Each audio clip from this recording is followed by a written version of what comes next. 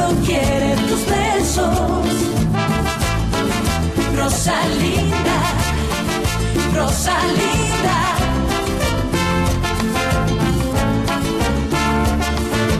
Rosalinda, ay amor. Pumunta ako rito para lang malaman mo ngayon din. Naalis na ako rito at lalayasan na kita. Ngayon din! Dapat matutunan mong patawarin siya. Dahil sa mga mata ng Diyos at sa harap ng lahat ng mga tao, siya pa rin ang asawa mo. Erika! Nawawala si Erika! Nasaan ang anak ko? Nasaan ang anak ko? Hindi ko alam! Ikaw yung nagbabantay sa bata. Paano mo ba siya nawala? Ano ba kasing pinagagawa mo? Dapat nakita niyo kung paano umalis yung si Veronica nung sinisante niyo siya. Nako, medyo mabait naman pala siya eh. Ang inaalala ko ngayon si Fernando Jose. Sigurado akong magtatanong siya kung bakit umalis si Veronica. Huwag kayong mag-alala. Simple lang naman ang solusyon natin dyan. Sabihin niyo na lang na may natanggap siyang tawag mula sa telepono tungkol sa anak niya kaya bigla na lang siyang umalis. Nang hindi man lang nagsabi sa inyo. Tingin mo ba sapat na dahilan na yon? Aba, oo naman. Si Alcira nga ang nagkwento sa akin na may anak si Veronica tapos pinaghiwalay sila ng asawa niya. Alam ni Senyor Fernando siyang tungkol sa kwentong yon kaya siguradong maniniwala siya sa inimbento nating kasinungalingan.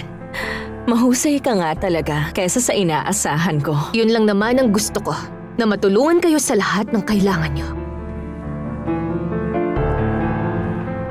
Gusto kong malaman mo na sa kahit na anong dahilan hindi kita tatawagan para pumunta rito kung hindi lang napaka-importante ng bagay na ito. Alam ko naman ang tungkol dyan. Lalo na't alam ko naman na hindi ako ang paborito mo, senyora. Tama ka dyan. Hindi ako magsisinungaling sa'yo, lalo na ngayon. Ilang beses na rin namin napag-usapan ni Rosalinda ang tungkol sa'yo at sinasabi niya sa akin na mabuti kang tao. Makinig ka, Soledad. Nandito na rin tayo sa ganyang usapin. Linawin ko lang na kahit mukhang matapang ako at may pagkabarumbado, hindi ako isang kriminal na tao at kung ano pa man yan. Narinig ko na yung mga usapin na kesyo sangkot daw ako sa mga maduduming negosyo. At hindi yun totoo? Hindi po, senyora. Walang katotohanan yan. At dahil tayong dalawa lang naman ang magkaharap dito ngayon, lilinawin ko na sa iyo agad. Ako yung tao na lumaki sa probinsya. At sanay ako sa hirap at sa mga sakripisyong pinagdaanan ko.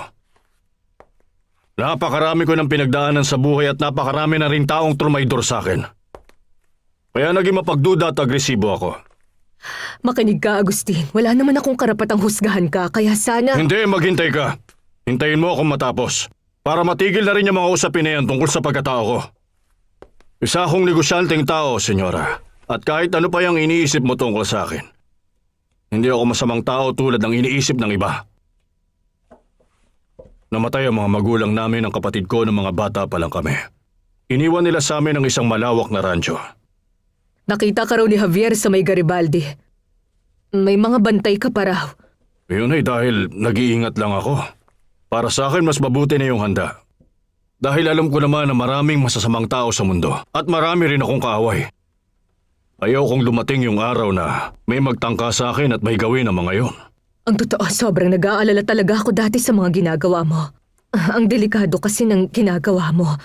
Lalo na kung paano ka gumastos dati. Alam ko dahil sa mga ginagawa ko at kilos ko, madaming naniniwalang masama kong klase ng tao o mas malala pa doon. Pero kung bibigyan mo ako ng pagkakataong makabawi sa'yo, makikita mong mabuti akong tao. At kapag naayos na ang hindi natin pagkakaintindihan, sabihin mo lang kung paano kita matutulungan. Tungkol to kay Rosalinda. Anong nangyari sa kanya? Agustin, kanina pang umaga umalis ang anak ko at hanggang ngayon hindi pa siya nakakabalik. Kilala mo naman siya. Alam mong hindi siya sanay sa ganito. Natatakot ako na baka may nangyari sa kanya. Nakikiusap ako.